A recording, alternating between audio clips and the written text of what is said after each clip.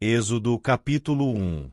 São estes, pois, os nomes dos filhos de Israel que entraram com Jacó no Egito, cada um com a sua respectiva família: Rúben, Simeão, Levi e Judá; Issacar, Zebulon e Benjamim; Dan, Naftali, Gade e Asser. Ao todo, os descendentes de Jacó eram 70. José, porém, já se encontrava no Egito. Ora, morreram José, todos os seus irmãos e toda aquela geração. Os israelitas, porém, eram férteis, proliferaram, tornaram-se numerosos e fortaleceram-se muito, tanto que encheram o país. Então subiu ao trono do Egito um novo rei, que nada sabia sobre José. Disse ele ao seu povo: Vejam, o povo israelita é agora numeroso e mais forte que nós. Temos de agir com astúcia, para que não se tornem ainda mais numerosos, e no caso de guerra, aliem-se aos nossos inimigos, lutem contra nós e fujam do país. Estabeleceram, pois, sobre eles chefes de trabalhos forçados, para os oprimir com tarefas pesadas. E assim os israelitas construíram para o faraó as cidades-celeiros de Pitom e Ramessés. Todavia, quanto mais eram oprimidos, mais numerosos se tornavam e mais se espalhavam. Por isso os egípcios passaram a temer os israelitas, e os sujeitaram à cruel escravidão. Tornaram-lhes a vida amarga, impondo-lhes a árdua tarefa de preparar o barro e fazer tijolos, e executar todo tipo de trabalho agrícola. Em tudo os egípcios os sujeitavam à cruel escravidão. O rei do Egito ordenou às parteiras dos hebreus, que se chamavam Sifrá e Puá: quando vocês ajudarem as hebreias a dar à luz, verifiquem se é menino. Se for, matem-no; se for menina, deixem-na viver. Todavia, as parteiras temeram a Deus e não obedeceram às ordens do rei do Egito, deixaram viver os meninos. Então o rei do Egito convocou as parteiras e lhes perguntou: Por que vocês fizeram isso? Por que deixaram viver os meninos? Responderam as parteiras do faraó: As mulheres hebreias não são como as egípcias. São cheias de vigor e dão à luz antes de chegarem às parteiras. Deus foi bondoso com as parteiras, e o povo ia se tornando ainda mais numeroso, cada vez mais forte. Visto que as parteiras temeram a Deus, ele concedeu-lhes que tivessem suas próprias famílias. Por isso o faraó ordenou a todo o seu povo: lancem ao Nilo todo menino recém-nascido, mas deixem viver as meninas. Êxodo capítulo 2. Um homem da tribo de Levi casou-se com uma mulher da mesma tribo. E ela engravidou e deu à luz um filho. Vendo que era bonito, ela o escondeu por 3 meses.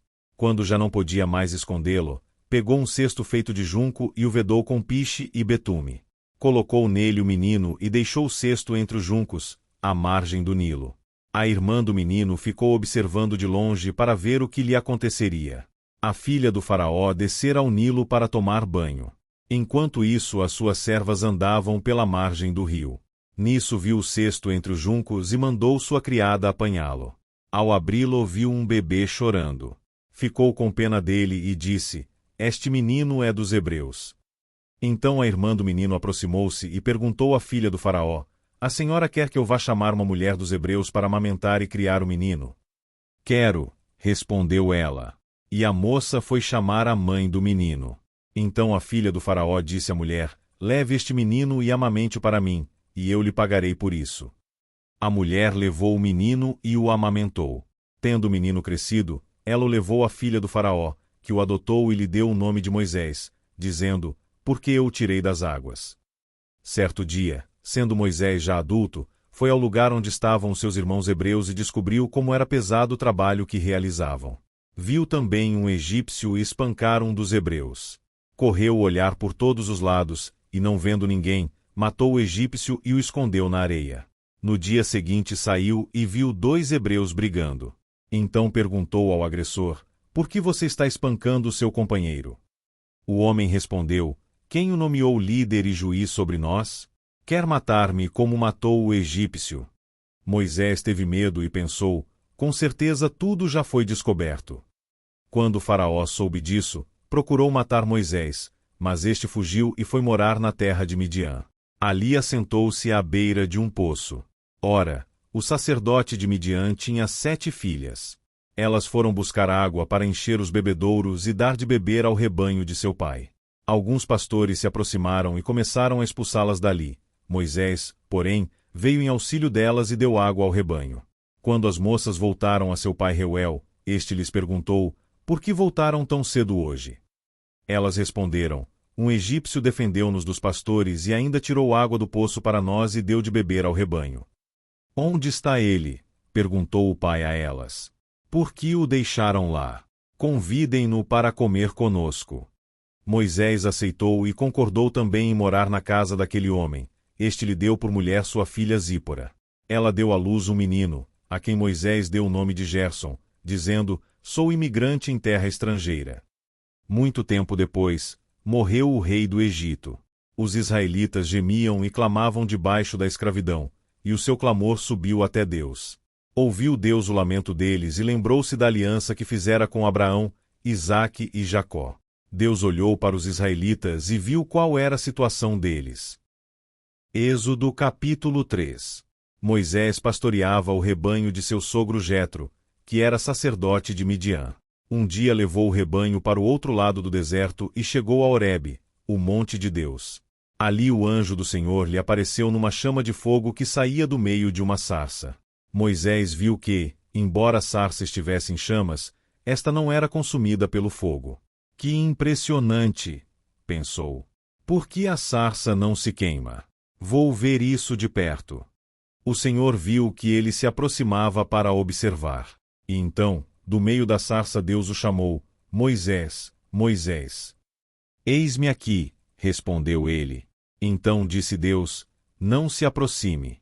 Tire as sandálias dos pés, pois o lugar em que você está é terra santa. Disse ainda: eu sou o Deus de seu pai, o Deus de Abraão, o Deus de Isaque, o Deus de Jacó. Então Moisés cobriu o rosto, pois teve medo de olhar para Deus. Disse o Senhor: de fato tenho visto a opressão sobre o meu povo no Egito, e também tenho escutado seu clamor, por causa dos seus feitores, e sei quanto eles estão sofrendo. Por isso desci para livrá-lo das mãos dos egípcios e tirá-los daqui para uma terra boa e vasta, onde manam leite e mel, a terra dos cananeus, dos hititas, dos amorreus, dos ferezeus, dos heveus e dos jebuseus. Pois agora o clamor dos israelitas chegou a mim, e tenho visto como os egípcios os oprimem. Vá, pois, agora, eu envio ao faraó para tirar do Egito meu povo, os israelitas. Moisés, porém, respondeu a Deus: quem sou eu para apresentar-me ao faraó e tirar os israelitas do Egito? Deus afirmou: eu estarei com você.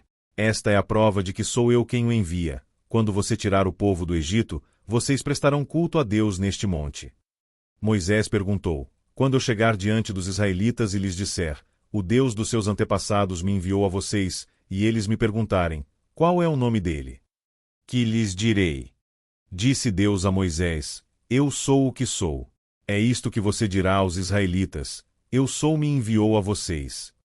Disse também Deus a Moisés: diga aos israelitas: o Senhor, o Deus dos seus antepassados, o Deus de Abraão, o Deus de Isaque, o Deus de Jacó, enviou-me a vocês. Esse é o meu nome para sempre, nome pelo qual serei lembrado de geração em geração. Vá, reúna as autoridades de Israel e diga-lhes: o Senhor, o Deus dos seus antepassados, o Deus de Abraão, de Isaque e de Jacó, apareceu a mim e disse: eu virei em auxílio de vocês, pois vi o que lhes tem sido feito no Egito. Prometi tirá-los da opressão do Egito para a terra dos cananeus, dos hititas, dos amorreus, dos ferezeus, dos heveus e dos jebuseus, terra onde manam leite e mel. As autoridades de Israel o atenderão. Depois você irá com elas ao rei do Egito e lhe dirá: o Senhor, o Deus dos hebreus, veio ao nosso encontro. Agora, deixe-nos fazer uma caminhada de 3 dias, adentrando o deserto, para oferecermos sacrifícios ao Senhor nosso Deus. Eu sei que o rei do Egito não os deixará sair, a não ser que uma poderosa mão o force. Por isso estenderei a minha mão e ferirei os egípcios com todas as maravilhas que realizarei no meio deles. Depois disso ele os deixará sair. E farei que os egípcios tenham boa vontade para com o povo, de modo que, quando vocês saírem, não sairão de mãos vazias. Todas as israelitas pedirão às suas vizinhas, e às mulheres que estiverem hospedando em casa, objetos de prata e de ouro, e roupas, que vocês porão em seus filhos e em suas filhas. Assim vocês despojarão os egípcios. Êxodo capítulo 4. Moisés respondeu: e se eles não acreditarem em mim nem quiserem me ouvir e disserem: o Senhor não lhe apareceu? Então o Senhor lhe perguntou: que é isso em sua mão? Uma vara, respondeu ele. Disse o Senhor: jogue-a ao chão. Moisés jogou-a, e ela se transformou numa serpente. Moisés fugiu dela. Mas o Senhor lhe disse: estenda a mão e pegue-a pela cauda. Moisés estendeu a mão, pegou a serpente e esta se transformou numa vara em sua mão. E disse o Senhor: isso é para que eles acreditem que o Deus dos seus antepassados, o Deus de Abraão, o Deus de Isaque, o Deus de Jacó, apareceu a você. Disse-lhe mais o Senhor: coloque a mão no peito. Moisés obedeceu e, quando a retirou, ela estava leprosa, parecia neve. Ordenou-lhe depois: agora, coloque de novo a mão no peito. Moisés tornou a pôr a mão no peito e, quando a tirou, ela estava novamente como o restante da sua pele. Prosseguiu o Senhor: se eles não acreditarem em você nem derem atenção ao primeiro sinal miraculoso, acreditarão no segundo. E se ainda assim não acreditarem nestes 2 sinais nem lhe derem ouvidos, tire um pouco de água do Nilo e derrame-a em terra seca. Quando você derramar essa água em terra seca, ela se transformará em sangue. Disse, porém, Moisés ao Senhor: ó Senhor, nunca tive facilidade para falar, nem no passado nem agora que falaste a teu servo. Não consigo falar bem. Disse-lhe o Senhor: quem deu boca ao homem? Quem o fez surdo ou mudo? Quem lhe concede vista ou o torna cego? Não sou eu, o Senhor? Agora, pois, vá, eu estarei com você, ensinando-lhe o que dizer. Respondeu-lhe, porém, Moisés: ah, Senhor, peço-te que envieis outra pessoa. Então o Senhor se irou com Moisés e lhe disse: você não tem o seu irmão Arão, o levita? Eu sei que ele fala bem. Ele já está vindo ao seu encontro e se alegrará ao vê-lo. Você falará com ele e lhe dirá o que ele deve dizer. Eu estarei com vocês quando falarem, e lhes direi o que fazer. Assim como Deus fala ao profeta, você falará a seu irmão, e ele será o seu porta-voz diante do povo. E leve na mão esta vara. Com ela você fará os sinais miraculosos. Depois Moisés voltou a Jetro, seu sogro, e lhe disse: preciso voltar ao Egito para ver se meus parentes ainda vivem. Jetro lhe respondeu: vá em paz. Ora, o Senhor tinha dito a Moisés, em Midian: volte ao Egito, pois já morreram todos os que procuravam matá-lo. Então Moisés levou sua mulher e seus filhos montados num jumento e partiu de volta ao Egito. Levava na mão a vara de Deus. Disse mais o Senhor a Moisés: quando você voltar ao Egito, tenha o cuidado de fazer diante do faraó todas as maravilhas que concedi a você o poder de realizar. Mas eu vou endurecer o coração dele, para não deixar o povo ir. Depois diga ao faraó que assim diz o Senhor: Israel é o meu primeiro filho. E eu já lhe disse que deixe o meu filho ir para prestar-me culto. Mas você não quis deixá-lo ir, por isso matarei o seu primeiro filho. Numa hospedaria ao longo do caminho, o Senhor foi ao encontro de Moisés e procurou matá-lo. Mas Zípora pegou uma pedra afiada, cortou o prepúcio de seu filho e tocou os pés de Moisés. E disse: você é para mim um marido de sangue. Ela disse marido de sangue, referindo-se à circuncisão. Nessa ocasião o Senhor o deixou. Então o Senhor disse a Arão: vá ao deserto encontrar-se com Moisés. Ele foi, encontrou-se com Moisés no monte de Deus, e o saudou com um beijo. Moisés contou a Arão tudo o que o Senhor lhe tinha mandado dizer, e também falou-lhe de todos os sinais miraculosos que lhe havia ordenado realizar. Assim Moisés e Arão foram e reuniram todas as autoridades dos israelitas. E Arão lhes contou tudo o que o Senhor dissera a Moisés. Em seguida Moisés também realizou os sinais diante do povo. E eles creram. Quando o povo soube que o Senhor decidira vir em auxílio deles e tinha visto a sua opressão, curvou-se em adoração.